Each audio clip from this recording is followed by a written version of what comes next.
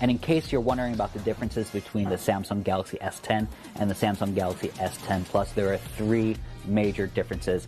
Obviously, the screen size is different. You get a 6.1-inch Super AMOLED display on the Samsung Galaxy S10, and you get a 6.4-inch Super AMOLED display on the 10 Plus. So it's a little more screen space for a little more money, and it's so big, in fact, it's actually displaced the front-facing camera. They both have the hole-punch camera inside, embedded in the screen, but this one has two cameras, this one has one. On the back, we have a triple lens camera.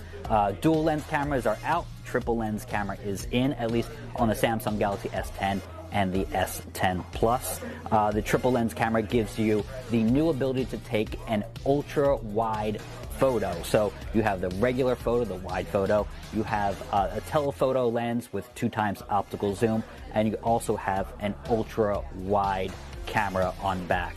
There are three other highlights besides the triple lens camera, besides the new display, that you should know about.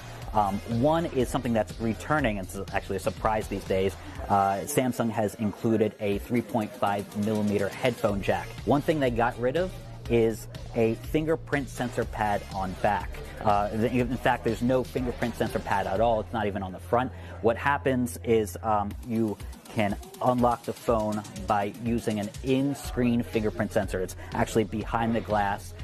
So if you've been missing the fingerprint sensor being on the front of the phone, Samsung has returned it to the front of the phone, and you're going to really like the in-screen fingerprint sensor technology. And the third new feature is wireless power sharing. So that's reverse wireless charging. We've seen that on a couple other phones, but basically you can stick the back of your friend's phone to your phone if it's Qi charging compatible and help charge their phone. You can charge a device like the new Galaxy Buds, so it'll charge from your phone to another device, and that's a really helpful